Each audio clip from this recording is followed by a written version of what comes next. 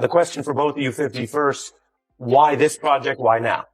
Well, we waited until after the results of the trial to release the project, but I started like almost 5 months before I was able to find Alex, and finding an Emmy Award winning showrunner and director is detrimental to the project being really well put together. So, they should expect it to perform like Reggie Jackson did. Thank you. I think why it's coming out now is we wanted to wait, to get through all of the legal proceedings, the criminal trial, and it spans, it's 4 parts, and it spans over 30 years of pop culture, his life.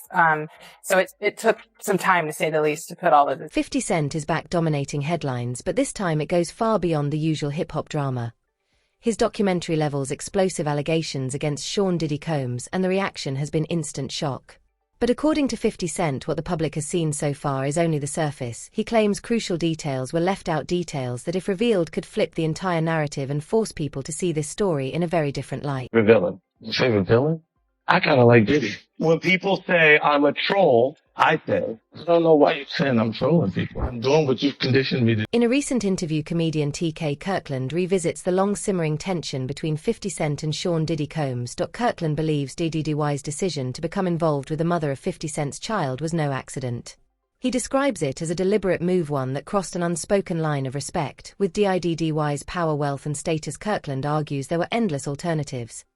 Instead, Diddy chose someone tied directly to 50 Cent's past, adding gasoline to an already volatile feud. Now, I just want to say this. People are talking about how, 50's attacking him and he's being petty. Now, keep in mind, out of all the women in the world that Diddy could have gotten with, he chose 50 Cent's baby mother. There's a lot of variables to this particular question. Because I talk to a lot of people, older, younger, even my daughter, who's 22, she didn't understand it. So people give their opinion based on what they've experienced and their environment, people they've been around.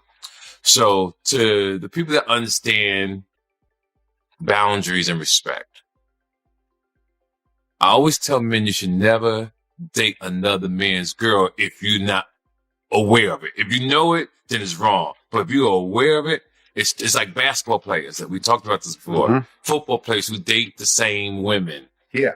And won't go outside the box. Yeah, and I've never done that.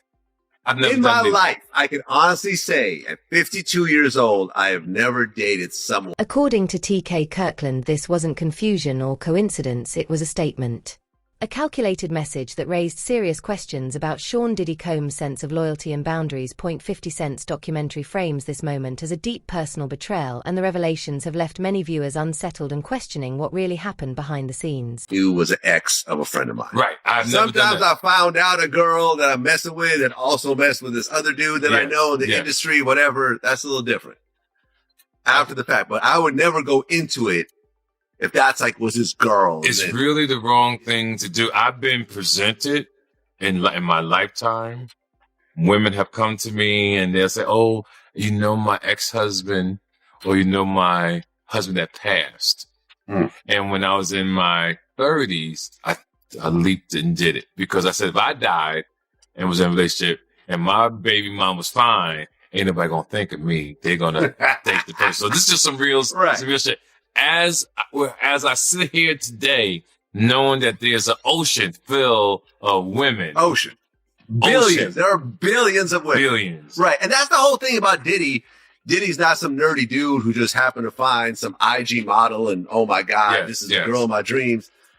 Man, he has access to women all around the planet. And that's his reputation. But he went after the baby mother of one of his rivals. Exactly. Someone who had been taking shots at him for years. Absolutely. On purpose. And he went after her knowing that they had beef. Right. And slutted her out. Just slutted her out. Having a whole basketball team run a train on her. I the totally whole agree. thing, right? Totally agree. Right. But his reputation from when he worked at Uptown, I'll be sure's girlfriend. Oh. Kim Porter. Right. That's his reputation. I'll be sure his baby mother. Baby mama. Yeah. Then, Eric Serum, his friend, The one that she had his baby, Mia. So he's had a reputation of going after people. Tupac's ex-girlfriend. He got a baby with her too. Exactly. Yeah. So my point that I'm making to the men listening, well, if you don't understand this, then you're just poorly educated and don't really have common sense. It's a no-no. There's no way. Gene Deal, a longtime associate of 50 Cent, has also taken issue with the documentary, claiming his ideas were used without acknowledgement. Deal says he shared critical insights and helped shape the direction of the project, only to be left out of the credit.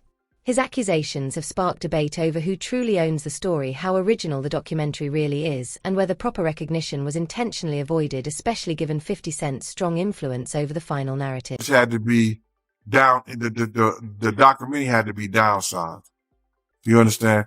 I don't really believe that, because a documentary is a documentary. And, they could have had 45 minutes. They could have had an hour, to each one of those. You understand? They left out certain things. He said they even left out the one about Sarah Chapman. You understand? And for whatever reason, he probably left out a lot of other different stars too. Situations that they could have spoke about. You understand? I have a problem with the documentary, and I'm just going to let you know that the reason I have a problem with the documentary is that they know that they took my idea. You understand? They know that when I came to them, I laid out what they should do and how the documentary should be. You understand? She can say whatever she want to say. I talked to those producers before I even talked to her. They wanted to know what I had, what I was bringing, my pictures, all that stuff like that. And I told them about me, Tim, and Kirk. You understand what I'm saying? And how it would go. They did the same thing. This ain't the first time they stole from me, man. If you look at the Notorious Big, if you watch the Notorious Big, that part about the shoes, I had that in my book. And I was talking to K.O. Copeland. He was one of the writers of that movie.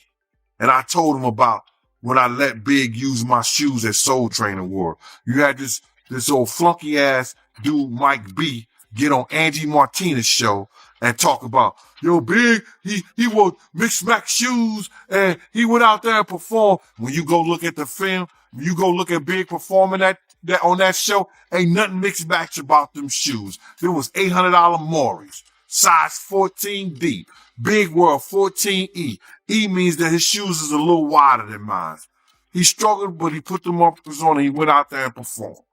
Those was my gators. In another candid discussion, Gene Deal claims Sean Diddy Combs has a long-running pattern of getting involved with women connected to people he's clashed with. Deal insists these choices aren't random but strategic.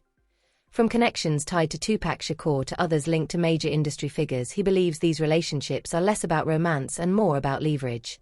According to Deal, they function as tools shaping narratives, asserting dominance, and sending messages to rivals. 50 Cent's documentary leans heavily into this idea, suggesting Diddy's personal life and professional conflicts are deeply intertwined. You understand? They did a little skit trying to disrespect me in the movie. You understand? And they said something about, we got this shit from Big Sexy. He knew they called me Big Sexy, you understand, because I used to play ball with them at the Reebok on Columbus Avenue on Saturday morning. And on my arm, it had Big Sexy. Right there, Mighty. That was my pen name for Felon Magazine. People didn't know this. I used to write for Felon Magazine. You understand? And because I was a parole officer writing for Felon Magazine, I named myself Big Sexy. You understand? So now they go and steal my ideal and what I was writing in my book on the Notorious. Now they did this on this doc. That's what they do, bruh. They don't care, bruh. They did the same thing on the BMF things to my man who just did a book. His name is Alexander Newell out there in Detroit. They call him KK. Him and the brothers used to run around on the west side in the Brewster Project. They from the Brewster Projects. Him and his brother, what's Alex's brother name? Dangerous. They got him played in the movie as the name Dog in that BMF movie. Alex's brother name is Lawrence. I think it's Lawrence. Dangerous. Wasn't playing. When they got him up in the video, going into the game on the BMF thing and killing somebody in front of everybody in the basketball thing, he was that type of dude. Alex used to come to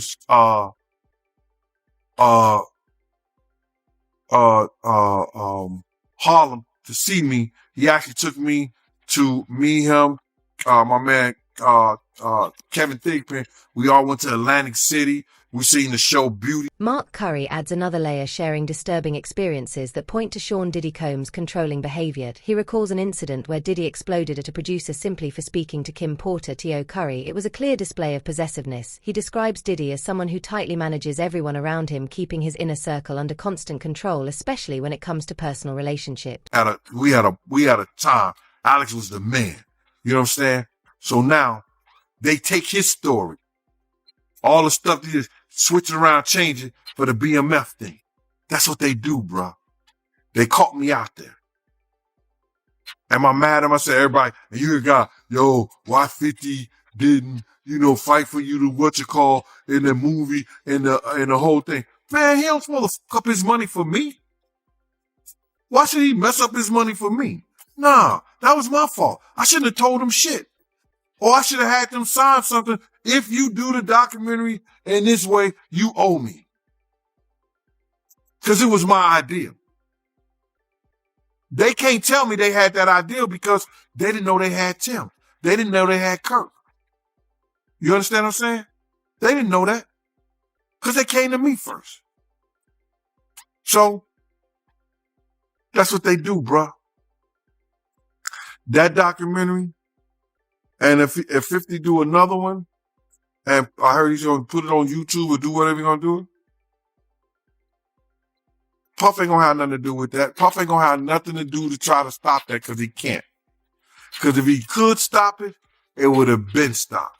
You know why he can't stop it? Because Puff know people right there at Netflix. Don't think he don't. And I don't know if this guy still worked for them, but he was part of the flavor unit, Shaquem. He was part of the flavor unit. He was good friends. He was cool with Puff and them. Flavor Unit and them, Queen Latifah and them, they was cool with Puff. If Puff would have sent the cease and desist over there and they could do it and he had the power and they wasn't right, they would have been done it. You see it's still rolling, right? It's still going on, right? He ain't got that power no more. According to Mark Curry, this behavior has nothing to do with love, it's about power. He questions whether that obsession with control stays confined to personal relationships or spills into business as well. 50 Cent's documentary suggests it does, portraying a man whose need to dominate situations may extend across his entire empire. You're a grown man, you carry yourself like a grown man. He doesn't carry himself like a friend, So you're not surprised when you hear Cassie say that, Diddy, he used to hit her and she had to cover up her bruises with makeup. You're not surprised when you hear that. Because I interviewed Gene Deal, and he wasn't around Bad Boy when Cassie was around. But he told me that, he did the same thing to Kim Porter. Or you could take it before then, and then you could remember when Misa was dating, Eric Sermon from EPMD?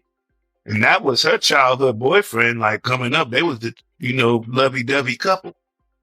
And it was back then. He used to, do that with Misa. See, one thing I always say is, as a man and as anyone in a relationship, we often go through these kind of things. So I've seen it in friends. I've seen it in him. I've seen fights. I've seen all kinds. I've seen fights between, when he have an argument, fight with a female, whatever it may be. I've seen it with my own friends. But sometimes you say, we all go through things, but once you have a sign of doing it over and over and over again, that's when it becomes a problem. You'd be like, so every relationship that you get in, you're violent in them. So you say, I don't have to wait to see what he would, I was around when Cassie was there. I knew Kim Porter before, I knew Puff. I met Misa, but it was a history. When you have a history of the same thing, man, it becomes a problem. Something you do once or twice, you get over, first you're not supposed to put your hands on a woman's way I was raised. And the only person that really put their hands on women really is men who have feminine traits. So, it really takes a coward to put his hands on a woman. So, a man is so strong enough, we can just walk away. You can do, there's so many different things that you can do other than get upset, put your hands on a woman. But that comes from a man who's not quite a grown man. It's still a boy, like a bad boy.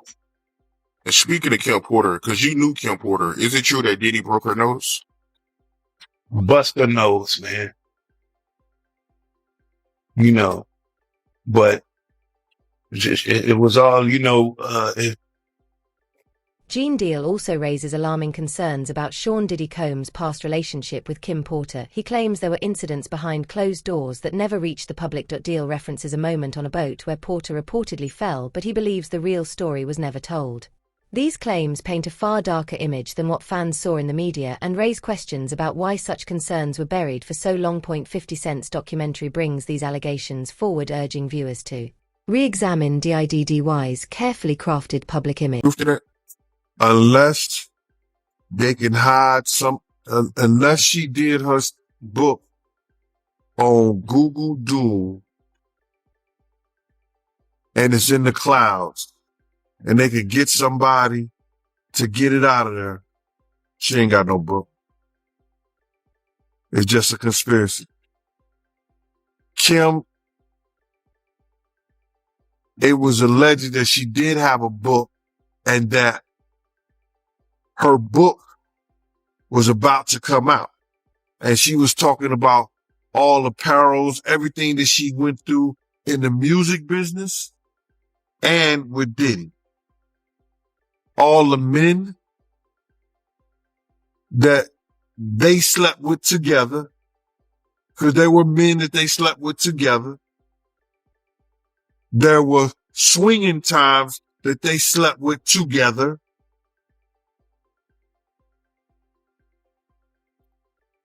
I don't know, man. How do you put your girl through some shit like that? Or how you look at your girl and knowing that she sexing another dude? What kind of demonic mind you have to be that far gone where that shit don't bother you for somebody that you love? But Kim Book was going to express all that. And I hope she did her book on Google Docs or she did her book somewhere that is floating in the cloud of the internet that somebody could go get it one day. Cause any picture you take, anything that you write or say, it's in that internet cloud. You just gotta go get it. And one day, somebody gonna go get it. But I'm sure that he probably got hold to those tablets or whatever she had, allegedly, and got rid of them. They swimming with the fishes. Wow, man. So she was about to expose all that in her book, them sleeping with men together. She's going to expose everything. I heard it was tell all. Yeah, that's crazy, man. Just curious, right? Did you know that Diddy and Kim had that type of relationship back then in real time? Yeah. Yep. Because I know somebody personally that lives in Atlanta that was swinging with them. And I would never mention his name because he's a good brother and he knows my family down there. You know, he knows my family down there. And I would never, put his name out there like that. He's been in the music business. He done put a lot of groups, A-listed groups out there, especially A-listed groups from Atlanta. So I would never put his name out there like that. But, I got the key, I got the pass key to everything. But then when, they needed more ice or they needed bottles and stuff like that, when I used to go to the door and I knock on the door and they open the door and then, my nosy whoa. You see certain or they sitting in the jacuzzi together, all of them, nothing on. You see shit like that, bro. It is what it is. Industry veteran Gene Deal takes direct aim at Sean Diddy Combs' business legacy. Questioning how his empire was truly built, he argues success didn't come from talent alone, but from exploiting those around him. Deal claims Diddy routinely took ideas creative and financial without giving credit, using people as shields to expand his influence. According to Deal, the real story isn't fame, but the tactics behind it. 50 Cent's documentary forces viewers to ask whether Diddy's rise depended on unrecognized labor and ethically questionable moves. Time you saw him, he had a bottle of champagne. They was drinking Moet all the time. You know, so I guess they don't consider cases of champagne and everybody having their own bottle and drinking out of their own bottle like it was a 40 ounce. I guess they don't consider that drinking, but I mean, I digress. There was a part where he was going back and forth with Andre Harrell, and he was saying, "I'm gonna be drunk and high by Wednesday." I don't know. So I'm like, it seemed like the shift happened quickly when it comes to being introduced into this thing, you know, into this industry. So he's technically he might be a victim as well. I don't know. I've already said that I believe that he was victimized, and I think it happened long before the industry. You know, people really don't want to look closer into his childhood and to what his mama had going on in that house. God knows what he saw and what happened to him in his own mama house. All of those strangers, them up involved, looking around, seeing what was going on. And let's just be clear, it sounds like her house was a house of, you know, professional freak-offs. So who knows what he saw or what could have happened to him while she was busy entertaining people and pouring and getting tips, as she would say, for her after-hour life. Oh yeah. He was. I'm gonna say he was surprised to hear that. School bus driver. No, was he surprised or was he like, "Zip it, you talking too much"? Because that's what it looked like to me. It looked like you talking a little bit too much. They don't need to know about that. While she was sitting there, because I was a bus driver and I was this, and I worked at the after hours. In one of the most unsettling interviews, Jaguar Wright voices concerns about how Sean Diddy Combs' lifestyle may have impacted his children. She claims they were exposed to situations no child should witness, raising serious questions about his role as a parent. While the public has long celebrated Diddy's musical success, Wright argues the real issues are the ones hidden from view. She asks why these concerns were ignored for so long and what responsibility comes with power and parenthood. According to 50 Cent's documentary, these claims force a re-evaluation of Diddy's image. Limp leg, LEG. Yeah. Jeez.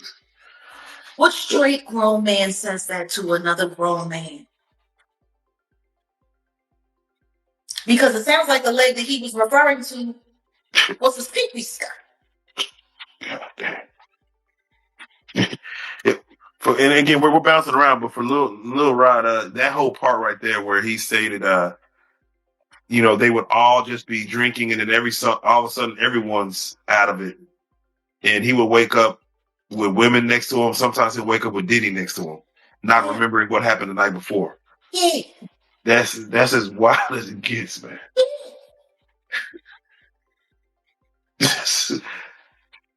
There's so much left unsaid. Just wake up with Diddy next to him. Wake up sore. But I'm tripping, all right? I'm tripping. I mean, that's what the whole world went around saying. I'm tripping. Okay. When you see the Eric Sermon discussion about Misa, and you know, it seems like Diddy's just out there to take, you know, everyone's girl. It seems like, you know, you got her, I want her. For the situation where they say he was trying to shape Misa into his mother, can you see that? Like, Yeah, with the blonde hair and Mm. yeah, and all of that. I mean,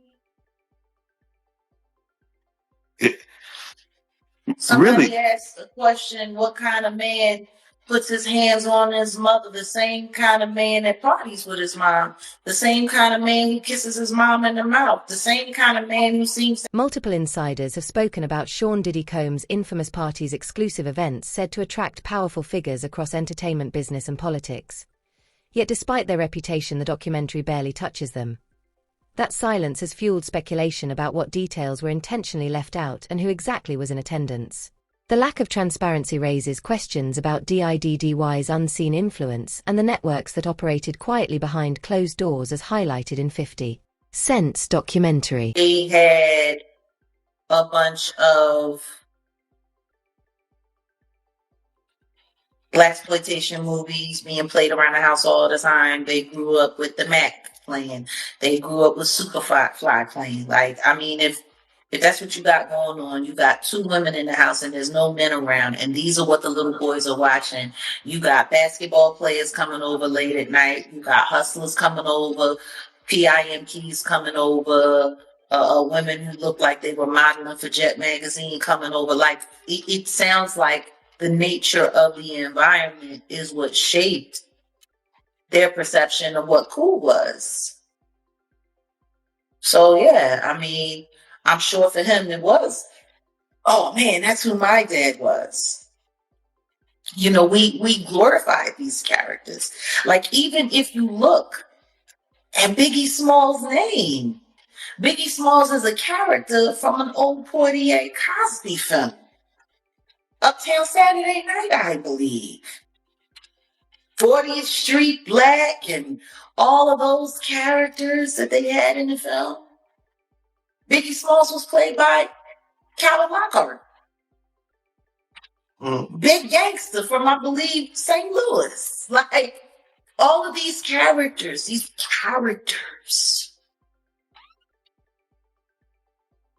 Yeah. Without question. Yeah. So I'm sure for him, it made him feel good because all of that stuff that he was watching, he really came from that. But that was really his legacy. And yeah, I'm sure for him, it felt good to know that his dad was this big hustler who turned out to be a snitch, who got his brains removed from his head in a very, very, very unpleasant manner.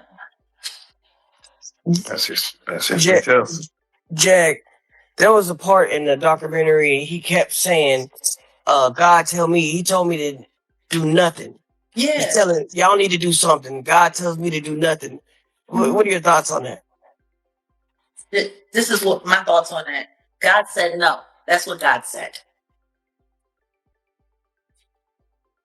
Like, he was wilding with the whole, God told me I can't do nothing. But he did say that you couldn't do something, and then you couldn't do something, and then you couldn't do something. God told you to do nothing. Why did you call Kalina 80 million times then?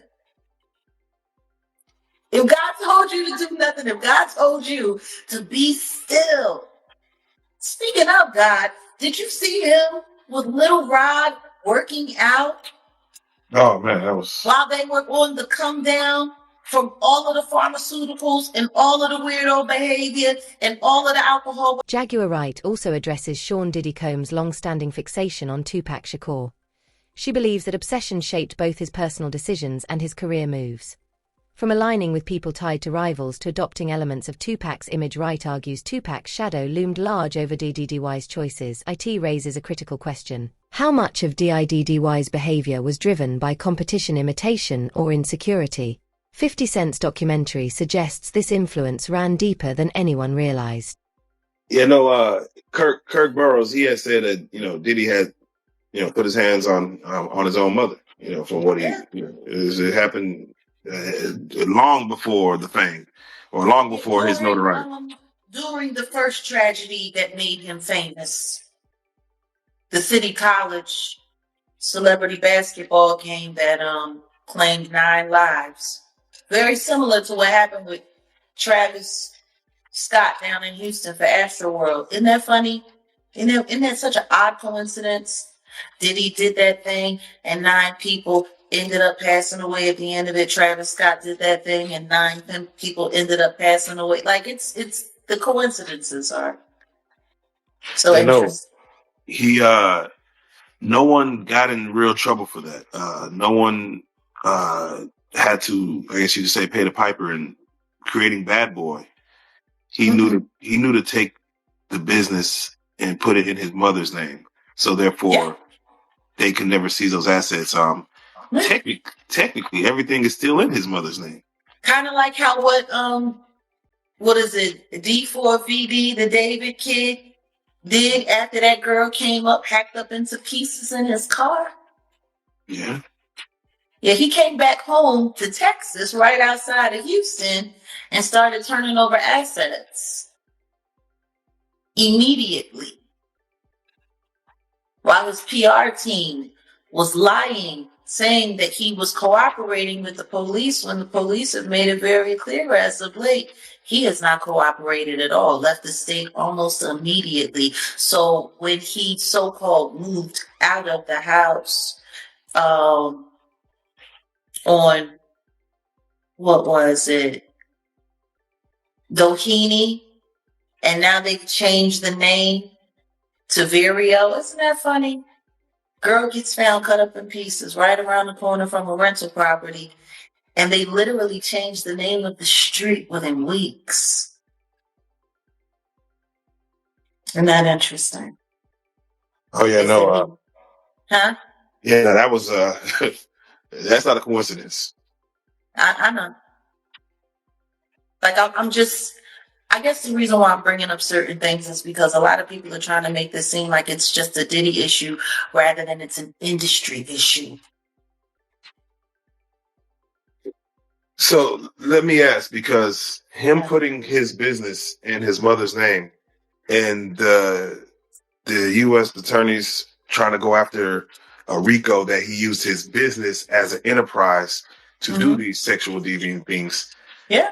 Technically, if he's just getting, let's say, a small payment. As 50 Cent's documentary continues to peel back layers of Sean Diddy Combs' past, the controversy only intensifies. Interview after interview reveals patterns of personal conflict and questionable business practices, exposing a side of the empire rarely seen by the public. With more revelations rumored to be coming, this story is far from over. What drops next could change everything, so stay locked in and subscribe for updates as this explosive saga unfolds.